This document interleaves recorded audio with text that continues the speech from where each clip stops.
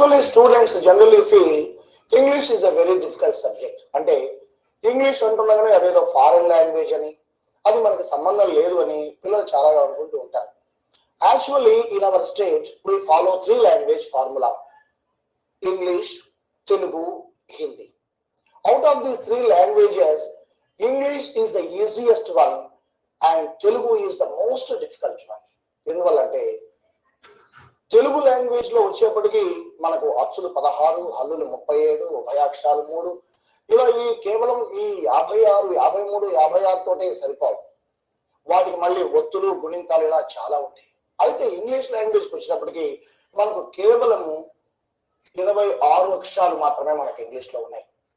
ఈ 26 అక్షరాల్లో కూడా మనం జెడ్ ఒకటి, క్యూ ఒకటి ఇలాంటివి మనకు పెద్ద వాడుకలో ఉండవు. అందువల్ల ఈ 26 లెటర్స్ లో నుంచి కూడా మనం ఒక 2 or 3 లెటర్స్ తీసేస్తే మనకి ఎక్కువ వాడుకలో ఉండేవి 21, 22, మాక్సిమం 23 లెటర్స్. దీనికి మళ్ళీ ఒత్తులు, గుణింతాలు ఇలాంటి బాధాబంధులు అసలు ఏమీ ఉండదు. అందువల్ల మనకు ఉండేటువంటి 3 లాంగ్వేజెస్ లో ఇంగ్లీష్ ద ఈజియెస్ట్ లాంగ్వేజ్. చాలా మంది అనుకుంటారు ఇంగ్లీష్ అనేటువంటి చాలా కష్టమని. ఫస్ట్ మన మనసులో నుండి అలాంటి అపోహను తొలగించుకుంటే we can easily understand English. Why? Because first English is a very flexible language. English చాలా సులభంగా అందరికీ అర్థమయ్యే రీతిలో చాలా సులభంగా ఉండేటువంటి భాష ఇంగ్లీష్. మొట్టమొదటిగా ఇంగ్లీష్ ఒక విద్యార్థికి ఎందుకు కష్టంగా ఉంటుంది అని అంటే సింపుల్ ఇష్యూ. ఏ స్టూడెంట్ కి అయితే వెర్బ్ ఫార్మ్స్ కరెక్ట్ గా రావో ఆ స్టూడెంట్ కి ఇంగ్లీష్ రానే రాదు. That is the first thing. A student అయితే వెర్బ్ ఫార్మ్స్ చక్కగా నేర్చుకుంటాడో, బైహార్ట్ చేయడమే, దానికి వేరే మార్గం మరొకట్లేదు. ఏ స్టూడెంట్ అయితే వెర్బ్ ఫార్మ్స్ కరెక్ట్ గా నేర్చుకుని అంటే బైహార్ట్ చేస్తాడో డెఫినెట్ నో డౌట్ ఆ స్టూడెంట్ కి ఇంగ్లీష్ అనేటువంటిది తప్పక వస్తుంది. కాబట్టి ఇంగ్లీష్ లో ఉండేటువంటి ఆ వెర్బ్ ఫార్మ్స్ ని మనం కానీ బైహార్ట్ చేసినట్లయితే మనకి ఇంగ్లీష్ లో ఉండే అన్ని గ్రామర్ టాపిక్స్ చాలా సులభంగా మనకు అర్థమవుతాయి. ఈ వెర్బ్ ఫార్మ్స్ ఎలా ఉంటాయి అని అంటే మీకు తెలుసు. ప్రజెంట్ టెన్స్ లో 2 వర్డ్స్, పాస్ట్ టెన్స్ లో 1, పాస్ట్ పార్టిసిపుల్ లో 1. అంటే టోటల్ గా ప్రజెంట్ లో 2 వెర్బ్ ఫార్మ్స్ అన్నాం. అంటే ఎస్ఆర్ఈఎస్ లేనటువంటిది, ఎస్ఆర్ఈఎస్ ఉన్నటువంటిది, ఇవి 2 ప్రజెంట్ టెన్స్ లో ఉంటాయి. పాస్ట్ టెన్స్ లో 1, పాస్ట్ పార్టిసిపుల్ 1. మొత్తం ప్రజెంట్, పాస్ట్, పాస్ట్ పార్టిసిపుల్ ఈ 3 వెర్బ్ ఫార్మ్స్ ని మనం ఏమి బాగా బైహార్ట్ చేసినట్లయితే, బైహార్ట్ చేయాల్సిన there is no other source, other way. By heart చేసినట్లయితే ఇంగ్లీష్ లో ఉండేటువంటి అన్ని గ్రామర్ పార్ట్స్ కంప్లీట్ మన చేతిలో ఉన్నట్టు. కాబట్టి మొట్టమొదట ఈ రోజు మనం అసలు వర్బ్ ఫార్మ్స్ ఏ విధంగా రాసుకోవాలి నోట్స్ లో, వాటిని ఏ విధంగా బైహార్ట్ చేయాలి, వాటిని ఎలా పలకాలి అనే వాటిని ఈ రోజు మొట్టమొదటి మనం నేర్చుకున్నట్లయితే ఇక ఇంగ్లీష్ అనేటువంటి భాష మన చేతిలో ఉన్నట్టు. కాబట్టి ఈ రోజు నేను బోర్డు మీద వాటిని రాసి చూపిస్తాను. చక్కగా వాటిని నోట్స్ లో చక్కగా గీతలు కొట్టుకొని ట్యాబులర్ ఫామ్ చక్కగా వాటిని రాసుకున్నట్లయితే మీకు ఇంగ్లీష్ ఇక మీ చేతుల్లోనే ఉంటుంది.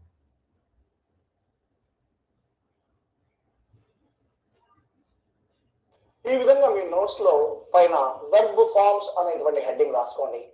ఆ తర్వాత దీన్ని 3 కాలమ్స్ 3 రకాలుగా డివైడ్ చేసుకోండి. రాసేటప్పుడు ఈ మొదటి కాలం ప్రెసెంట్ అనేది కొంచెం ఎక్కువగాను, పాస్ట్, పాస్ట్ పార్టిసిపుల్, దీన్ని పాస్ట్ పార్టిసిపుల్ ని మనం ఆ తర్వాత పిపి అనేటువంటి మాటలో కూడా మనం వాడుకుంటూ ఉంటాం.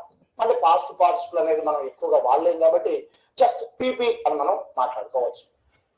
ఇలా రాసేటప్పుడు ప్రజెంట్ టెన్స్ లో మీకు ముందే చెప్పాను ప్రజెంట్ టెన్స్ లో మనకు 2 ఫార్మ్స్ ఉంటాయి. పాస్ట్ లో 1, పాస్ట్ పార్టిసిపుల్ 1. ఉదాహరణ చూసినట్లయితే డూ, డస్ ఇవి 2 ప్రజెంట్ ఫార్మ్స్. దీనికి did past tense, done past participle. మనం చదివేటప్పుడు కూడా డూ, డస్, డిడ్, డన్ ఇది మనం చదివేటువంటి విధానం. ఆ తర్వాత మరికొన్ని రాస్తాను. మీరు రాస్తూ ఉన్న సమయంలో మీరు చక్కగా వాటిని మీ నోట్స్ లో రాసుకుంటూ ఉండండి. Next eat, eats, ate, eaten. Eat, eats present tense లోను, ఏట్, ఈటన్ ఇలా మనం రాస్తాం. నెక్స్ట్ sing, sings, sang, sung. అలాగే write, writes, wrote, written. ఈ విధంగా మనం ఒక 30 వెర్బ్ ఫార్మ్స్ మనం జాగ్రత్తగా నేర్చుకున్నట్లయితే ఆటోమేటిక్ గా బోనస్ గా మరొక 30 వస్తాయి. అంటే మనం కష్టపడేది హాఫ్ అయితే వీ కెన్ గెట్ 10% రిజల్ట్. మరికొన్ని రాస్తాను, నాతో పాటు మీరు రాసుకుంటున్నారు. Tell, tells, told, told. అలాగే bring, brings, brought, brought. అలాగే buy, buys, bought, bought. ఈ రెండింటిలో తేడా గమనించండి. బ్రింగ్, బ్రింగ్స్ వచ్చినప్పుడు బ్రాట్, బ్రాట్ అనేది వస్తుంది. అలాగే బై, బైస్ అని రాసినప్పుడు బాట్, బాట్ అనేది చదవాలి. ఇక్కడేమో బ్రాట్, బ్రాట్ అనాలి. ఇక్కడికి వచ్చేప్పటికి బాట్, బాట్. ఎందువల్ల అంటే బ్రింగ్, బ్రింగ్స్ అన్నప్పుడు బ్రాట్, బ్రాట్. బై, బైస్ అన్నప్పుడు బాట్, బాట్. అలాగే స్లీప్, sleeps, slept, same మళ్ళీ again same slept. Sleep, sleeps, slept, slept. అలాగే ask, asks, asked, asked. అలాగే play, plays, played, played. ఈ విధంగా మనం వెబ్ ఫార్మ్స్ రాసుకుంటూ వాటిని చక్కగా బోర్డు మీద ఉన్నట్టుగా మీరు కానీ నోట్స్ లో నీట్ గా దీన్ని రాసుకొని మరో మార్గం లేదు, చక్కగా వాటిని బై హార్ట్ గేమ్ చేసినట్లయితే ఇంగ్లీష్ లాంగ్వేజ్ మన చేతుల్లో ఉండడం చాలా సులభంగా ఉంటుంది. కాబట్టి ఈ వెబ్ ఫార్మ్స్ మనకు మొట్టమొదటి మనం నేర్చుకోవాల్సింది ఈ వెబ్ ఫార్మ్స్ ని బై హార్ట్ చేయడం.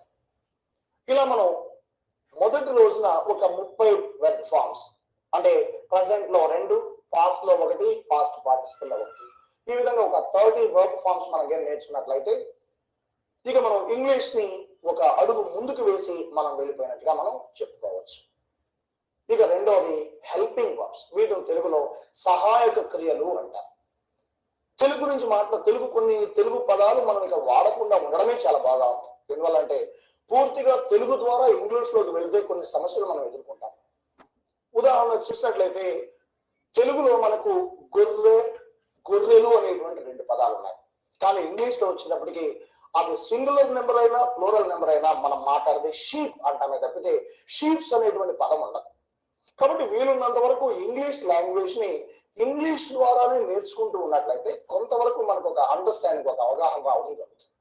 కాబట్టి వీలున్నంత వరకు కొన్ని తెలుగు పదాలు అంటే తెలుగు టెర్మినాలజీని వదిలేసి మాక్సిమం వీలున్నంత వరకు సులభంగా ఉండే ఇంగ్లీష్ టెర్మినాలజీనే మనం ఇక్కడ నుంచి వాడుతున్నాం. ఇప్పుడు మనం ఈ వెర్బ్ ఫార్మ్స్ అని నేర్చుకున్న తర్వాత నెక్స్ట్ వింటున్నారు జాగ్రత్తగా, ఈ వెర్బ్ ఫార్మ్స్ అని నేర్చుకున్న తర్వాత నెక్స్ట్ మనం నేర్చుకోవాల్సింది ఈ వెర్బ్స్ కి సహాయం చేయడానికి వచ్చేటువంటి హెల్పింగ్ వర్డ్స్. మాట్లాడేటప్పుడు కూడా వెర్బ్ అని మాట్లాడదు, దాన్ని మాట్లాడాల్సింది వర్బ్. ఆర్ అనేటువంటి లెటర్ దాదాపుగా సైలెంట్ అయిపోతూ ఉంటుంది ఇంగ్లీష్ లాంగ్వేజ్ లో. వెర్బ్, వర్డ్ ఇలాంటి పదాలు మాట్లాడకుండా వర్బ్, వర్డ్, వర్డ్ ఇలా మాట్లాడుకుంటూ ఉంటే ఇంగ్లీష్ ను ప్రారంభం నుంచే కొంత పాలిష్ చేసి మనం మాట్లాడుకున్న వాళ్ళం అవుతాం. ఏదో అంతా నేర్చుకున్న తర్వాత వీటిని పాలిష్ చేద్దాము అనుకుంటే బహుశా అది వీలు కాకపోవచ్చు. అందువల్లనే ప్రారంభంలోనే మనకు ఎదురయ్యేటువంటి కొన్ని వర్డ్స్ ని మనం ఎలా చక్కగా పలకాలి అనేది ఇక్కడి నుంచి నేర్చుకుంటూ వెళ్దాం. ఎందువల్లంటే ఇంగ్లీష్ చాలా సులభమైన భాష, అలాగే యూనివర్సల్ లాంగ్వేజ్. ప్రపంచంలో మనం ఎక్కడికి వెళ్ళినా కూడా ఇంగ్లీష్ లాంగ్వేజ్ మనం మాట్లాడగలిగి చదవగలిగి అర్థం చేసుకోగలిగితే మనం ప్రపంచంలో ఏ మూలనైనా మనం జయించవచ్చు. కాబట్టి ఇంగ్లీష్ లాంగ్వేజ్ చాలా సులభంగా ఉంటుంది, కాబట్టి నేర్చుకోవడం ఇంకా సులభంగా ఉంటుంది. కాబట్టి జస్ట్ కాన్సన్ట్రేషన్, కొంచెం ఏకాగ్రత, కొంచెం హార్డ్ వర్క్ ఉన్నట్లయితే ఇంగ్లీష్ మన చేతిలో. Right, Let me pass on to the second version, that is helping verbs. What is the use of a helping verb? ఇప్పుడు మనం అది నేర్చుకోబోతున్నాం. ఇప్పుడు నేను ఇక్కడ బోర్డు మీద చాలా కొద్ది మాత్రమే రాశాను. ఆ తర్వాత మీరు మరికొన్ని వర్బ్ ఫార్మ్స్ ని మీరు నోట్స్ లో రాసుకొని ఆ తర్వాత నెక్స్ట్ హెల్పింగ్ వర్బ్స్. ఏంటి హెల్పింగ్ వర్బ్స్ అంటే, sometimes verb cannot fulfil or perform the complete one. కొన్ని సందర్భాల్లో వర్బ్ తన పనిని తాను పూర్తిగా చేయలేకపోతుంది. ఆ సమయంలో వాటికి కొందరు హెల్పర్స్, కొందరు సహాయకులు కావాల్సి వస్తుంది. ఇప్పుడు మనం ఎలాంటి హెల్పర్స్ ఉంటారు, ఈ హెల్పింగ్ వర్బ్స్ ఎన్ని రకాలుగా ఉంటాయి, వాటిని నేను మీకు బోర్డు మీద చాలా క్షుణ్ణంగా, చాలా విపులంగా మీకు ఎక్స్ప్లెయిన్ చేస్తాను.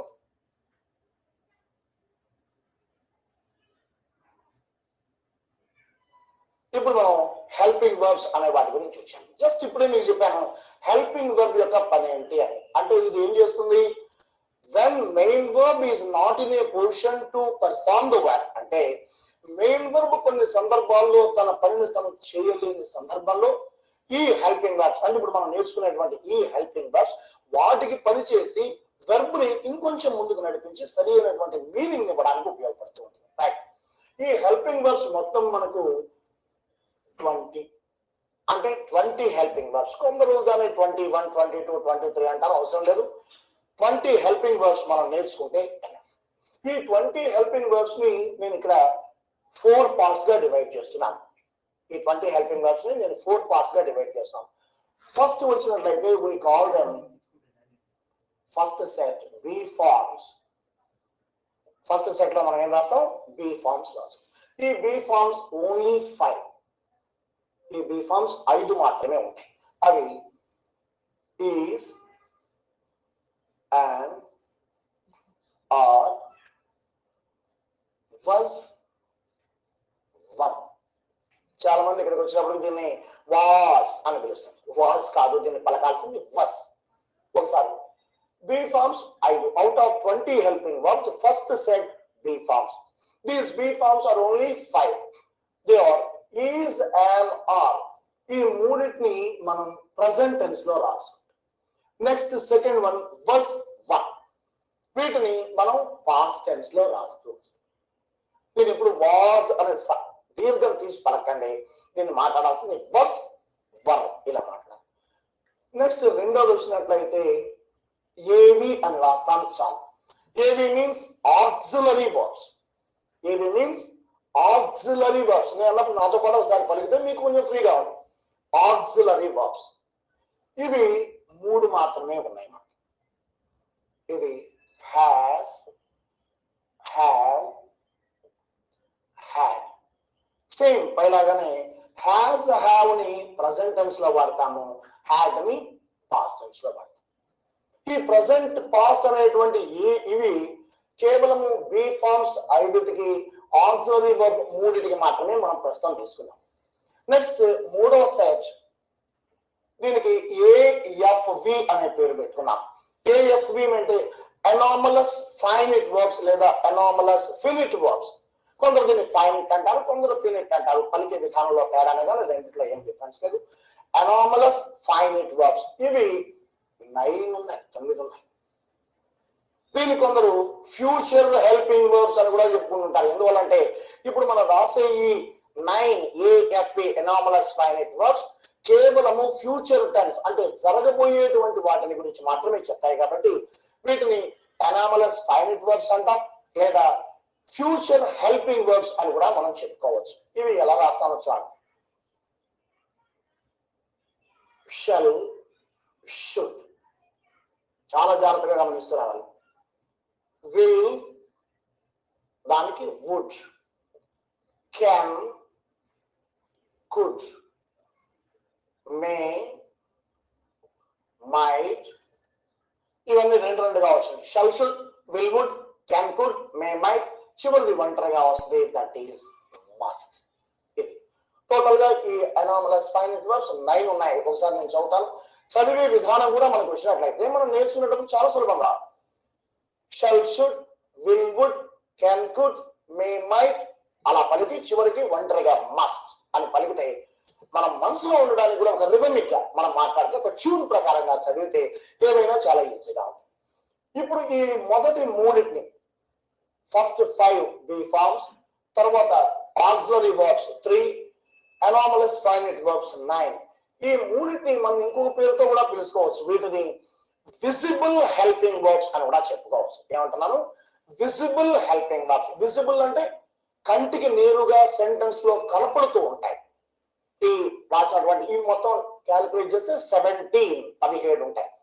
వీటిని విజిబుల్ హెల్పింగ్ వర్బ్స్ అంటే సెంటెన్స్ లో మనకు నేరుగా కంటికి కనిపిస్తూ ఉంటాయి సబ్జెక్ట్ తర్వాత. అందువల్ల వీటిని విజిబుల్ హెల్పింగ్ వర్బ్స్ అన్నాం. ఆ తర్వాత 4th వన్ వీటిని మనం బేస్ వర్బ్స్ అని పిలుస్తున్నాం. ఏంటన్నా ఒకసారి చెప్పండి. Base verbs. Very good. ఇవి మనకు కేవలం 3 మాత్రమే ఉన్నాయి. 3 ఉన్నాయి. ఇవి do, does, did. As usual do does అనే దాన్ని ప్రెసెంట్ టెన్స్ లోను, డిడ్ ని పాస్ట్ టెన్స్ లోను మనం రాస్తుంటాం. ఈ ఫస్ట్ ఉన్న B form 5, auxiliary verbs 3, anomalous finite verbs 9. ఈ మొత్తం ఈ 17 ఏమని పిలిచామని చెప్పాను? ఒకసారి చెప్పండి. వాటిని వీటిని విజిబుల్ హెల్పింగ్ వర్బ్స్. విజిబుల్ అంటే అర్థం ఏంటి? మన కంటికి సెంటెన్స్ లో నేరుగా మన కంటికి కనపడుతూ ఉంటాయి. అందువల్ల వాటిని విజిబుల్ హెల్పింగ్ వర్బ్స్. మీరు ఎప్పుడైనా సెంటెన్స్ లో సబ్జెక్ట్ తరువాత is, am, are, was, were లేదా has, have, had, shall, should, will, would, can, could, may, might, must ఇవి వాక్యంలో కనపడతాయి కాబట్టి సెంటెన్స్ లో వెంటనే సబ్జెక్ట్ తర్వాత ఉంటాయి కాబట్టి వీటిని ఏమని పిలిచాం మనం? నేరుగా కంటికి కనిపించే, అందుకే విజిబుల్ హెల్పింగ్ వర్బ్స్. అయితే ఇక్కడ ఈ 4th వన్ బేస్ వర్బ్స్. ఇవి కేవలం ఎన్ని ఉన్నాయి? 3 మాత్రమే ఉన్నాయి. అవి డూ, డస్ ప్రెసెంట్ టెన్స్ లోను, డిడ్. ఇవి సాధారణంగా సెంటెన్స్ లో నేరుగా కంటికి కనపడవు. అందుకే ఈ మూడింటిని అంటే బేస్ వర్బ్స్ ని ఇంకో పేరుతో కూడా పిలుచుకోవచ్చు, ఇన్విజిబుల్ హెల్పింగ్ వర్బ్స్. వీటిని ఏమంటామా?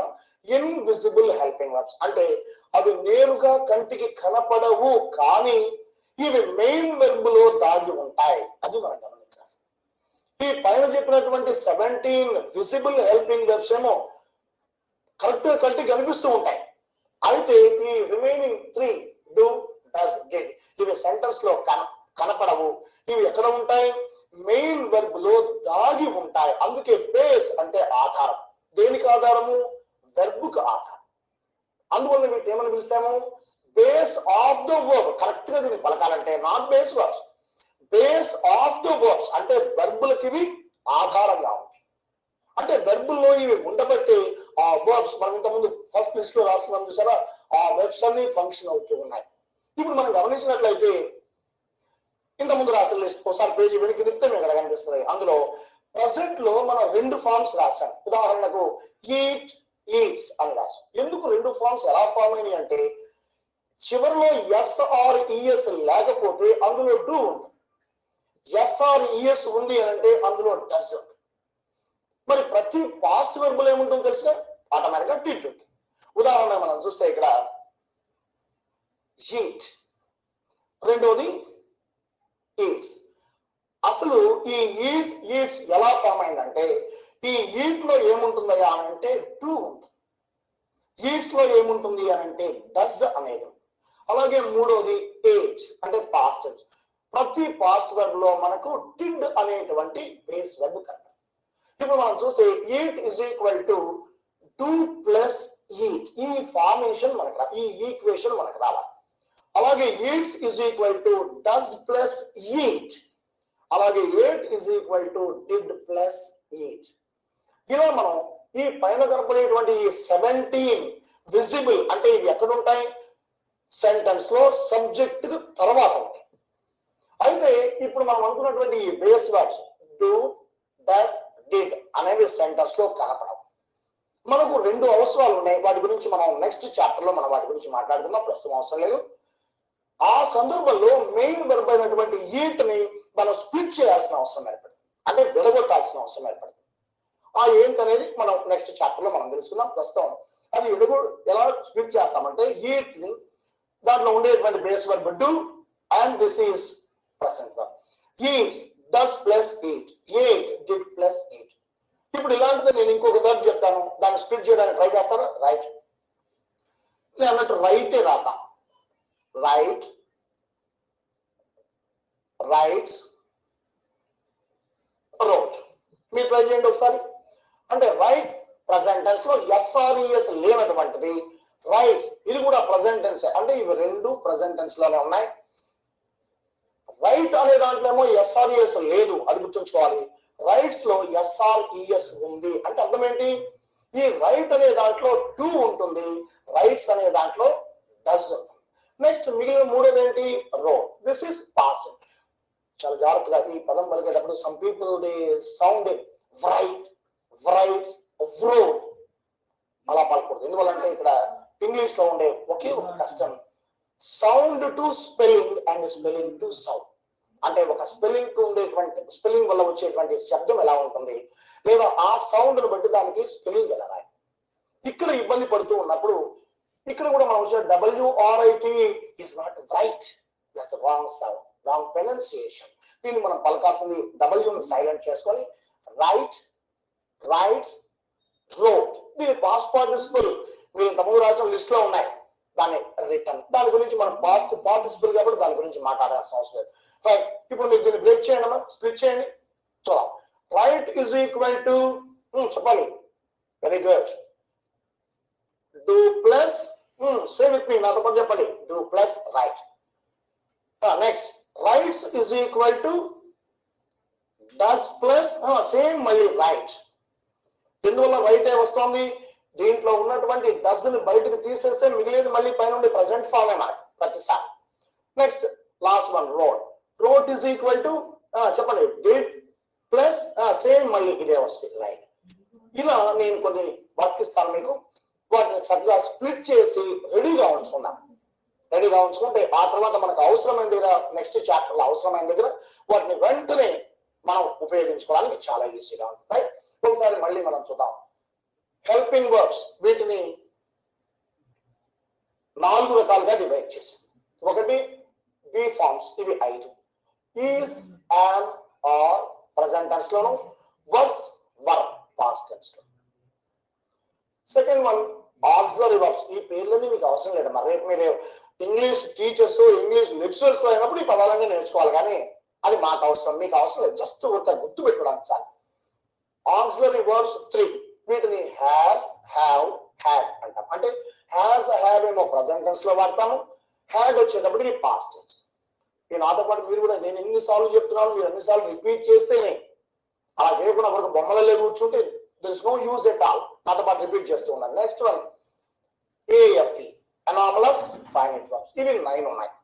ఇవిలో చూడండి అన్ని జంటలుగా వస్తున్నాయి, ఒక్కటి మాత్రమే సింగిల్ అలక్నరంజాన్. చూడండి ఇక్కడ shall, should, will, would, can, could, may, might. ఈ 9th వన్ మస్ట్. ఇది ఒకటిగా. వీటిని ఏమని చెప్పాను ఒకసారి నాకు రిపీట్ చేయండి. ఈ 17 ఏమనుకున్నాం మనం?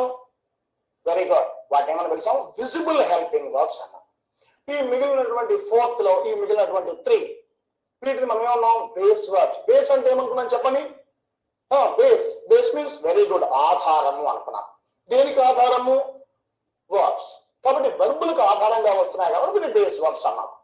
వీటికి ఇంకో పేరు ఏమన్నా చెప్పాలి? ఏమన్నా ఇంకో పేరు? వెరీ గుడ్, అది కావాలి. దీన్ని ఇన్విజిబుల్ అంటే కంటికి కనిపించనటువంటివి అనుకున్నాం. ఇవి 3 ఉన్నాయి. Do, does, did. ఈ డూ, డస్ ని ఎక్కడ వాడతాం మనం? ప్రజెంట్ టెన్స్ లో కనిపిస్తాయి. డిడ్ ప్రతి పాస్ట్ వర్బ్ లో. దానికి ఉదాహరణగా మనం ఇక్కడ రాస్తాం. ఆ తర్వాత నేను మీకు ఒక వర్క్ ఇస్తాను, మీరు ఆ తర్వాత వాటిని ఇప్పుడు నేను చేశాను చూసారా? Eat is equal to do plus eat, eats is equal to does plus eat, eight is equal to did plus eat. In the same way this not right. Once again నేను రిపీట్ చేస్తున్నాను, గుర్తుపెట్టుకోవాలి. Right కాదు, this is right. ఇక పలుకుతా విధంగా right is equal to do plus right, rights is equal to does plus right, wrote is equal to did plus right. రాసేటప్పుడు గుర్తుపెట్టుకోండి. నాకు తెలుసు కొందరు చేసే విధానం ఏంటంటే ముందు వెబ్ ఫార్మ్స్ రాస్తారు, ఎందుకంటే ఫస్ట్ పేజీలో ఉన్నాయి కాబట్టి.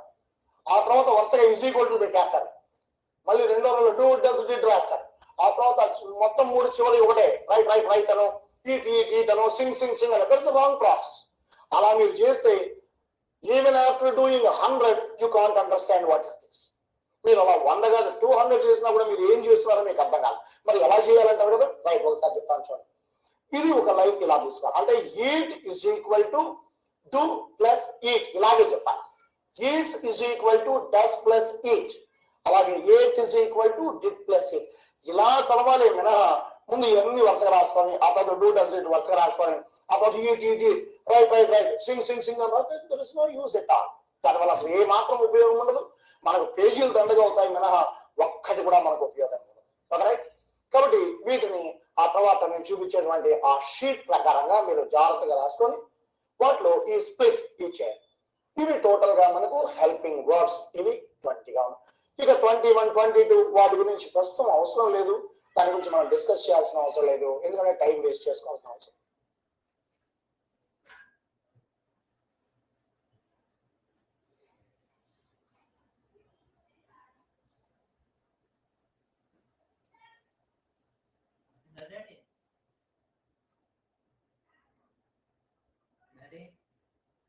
Ready?